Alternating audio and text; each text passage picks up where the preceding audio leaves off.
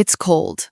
Not the poetic kind of cold, the kind you imagine in a cinematic montage, but the kind that bites your fingers when you try to hold a pen.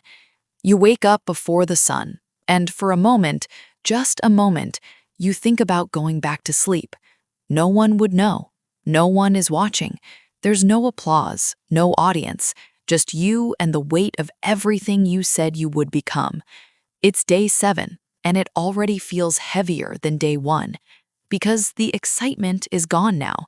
The motivation you felt at the start has faded, and now it's just silence.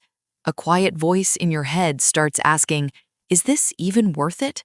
You stare at your books, board exams, deadlines, expectations, and suddenly the bed feels warmer, the phone looks easier, and escape feels tempting.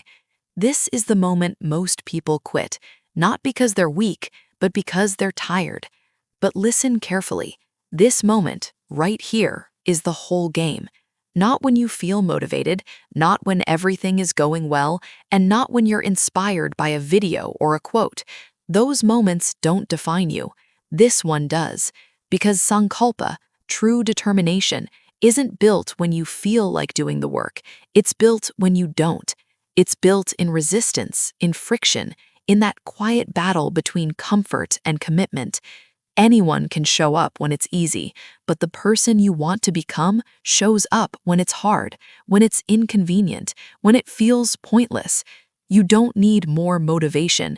You need a decision that says, I will do this regardless of how I feel. Because feelings are temporary, but your actions compound every single day. Day 7 isn't supposed to feel exciting. It's supposed to feel real. And real is uncomfortable. There's a truth no one tells you about excellence. It's boring, not glamorous, not cinematic, not filled with constant breakthroughs or motivation, just repetition. The same desk, the same subjects, the same problems, again and again. And somewhere along the way, your brain starts to resist. It craves novelty, distraction, anything that feels different. But mastery lives on the other side of boredom. The students who succeed aren't always the smartest. They're the ones who stayed, the ones who sat through the boredom long enough for it to transform into focus. Because when you don't run away from boredom, it changes. Slowly, quietly, it turns into rhythm. You stop fighting the work and you start flowing with it. Time moves differently. The noise fades, and suddenly you're not forcing yourself anymore. You're just doing. This is where discipline takes you, not to constant struggle, but to a kind of peace, a quiet confidence that says, I don't need to feel good to do good work. And that's powerful, because it makes you unstoppable. If you only work when you feel like it, you're controlled by your emotions. But if you work regardless of how you feel, you control your life. So sit there, stay in the discomfort, let it be boring, let it be repetitive, because every page you read, every problem you solve, every moment you don't quit, you're building something invisible, a version of yourself that doesn't break under pressure.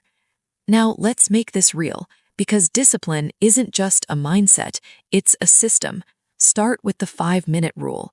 When you don't feel like studying, don't commit to hours. Don't overwhelm yourself. Just say, I'll do 5 minutes. That's it, because starting is the hardest part. And once you begin, momentum takes over. 5 minutes turns into 15. 15 turns into an hour. Not because you forced it, but because you removed the resistance. The second thing is to design your environment. Don't rely on willpower. It's unreliable. Instead, make discipline the default. Keep your phone away, clear your desk, and open your books before you even sit down. Reduce friction. Make it easier to start than to quit. Because the truth is, you don't rise to your goals, you fall to your systems. So build systems that make quitting harder than continuing. And right now, there's a version of you in the future watching this moment, not judging you, not criticizing you, just watching. And they're asking one question. Did you keep going? Not were you perfect, not did you feel motivated every day, just did you keep going when it got hard? because that's the version of you that makes it, not the most talented, not the most confident, but the one who didn't stop. So if you're sitting there right now, tired, doubtful, on the edge of quitting, good. That means you're exactly where you're supposed to be. This is the test, not of your intelligence, but of your character. And character is built in moments like this, quiet moments, lonely moments, moments no one else sees.